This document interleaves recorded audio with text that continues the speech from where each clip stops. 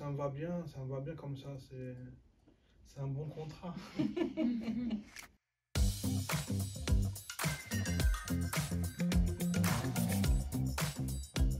Moi, je m'appelle Mathieu Ndjoumek, j'ai 42 ans, je suis dans un foyer psychiatrique. Moi, je suis Isabelle Merlin et je suis donc déléguée mandataire et je m'occupe de Monsieur Ndjoumek.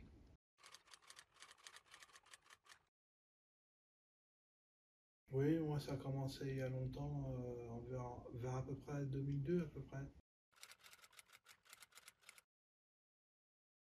Parce que j'avais eu un retour d'argent qu'on m'avait pas donné à la MDPH. Puis il m'avait donné à peu près 7000 je crois.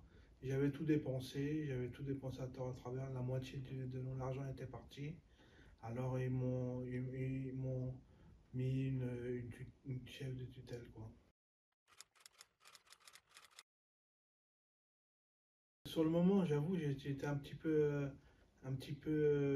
tendu. Un peu tendu parce que je m'y attendais pas. Et puis après ça a été. Mais avec les années, c'est plus un bénéfice que du négatif, hein, voilà. Au début, c'est quand même assez violent. Moi, je dis toujours d'annoncer, de faire comprendre à quoi ça sert. Ce qu'on va supprimer, c'est violent.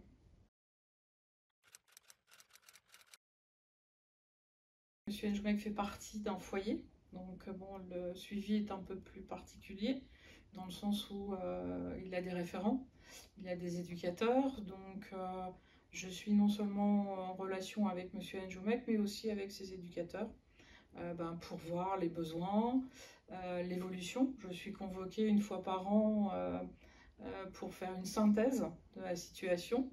On parle un peu de ce progrès qu'a accompli Monsieur Ndjoumek.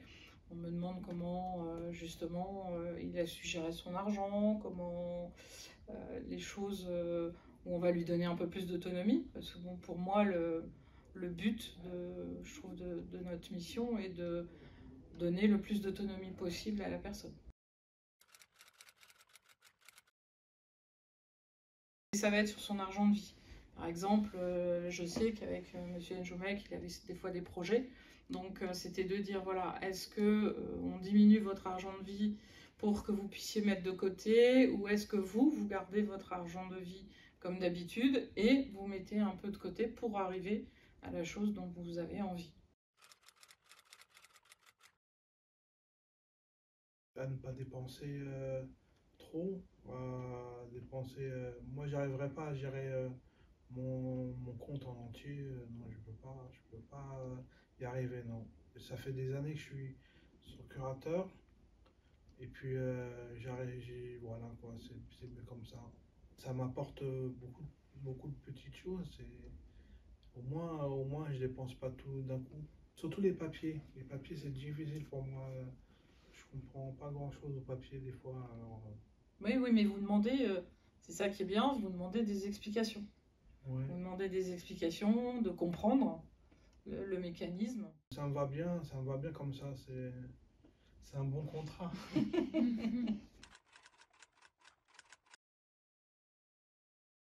J'ai pris connaissance de ce métier que je ne connaissais pas du tout avant, par justement ma famille qui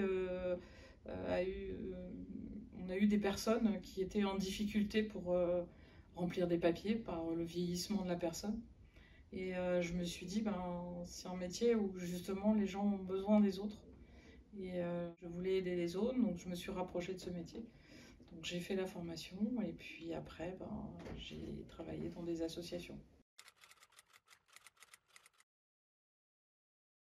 Justement, c'est l'aide aux autres et d'essayer justement, comme avec Monsieur Ndjoumek, de lui apporter d'abord un confort, qu'il retrouve, qu'il se sente bien, parce que bon, comme il vous disait, il a quelques soucis de santé et ce sont des personnes qui peuvent vite s'angoisser.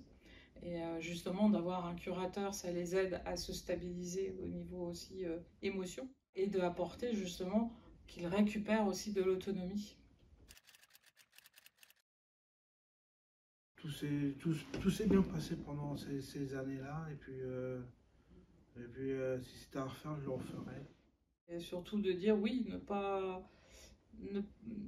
avoir peur des fois de cette mise sous curatelle ou sous tutelle, et que ça peut apporter justement des bénéfices, une stabilisation aussi de la personne, et qu'une mesure de tutelle n'est jamais définitive.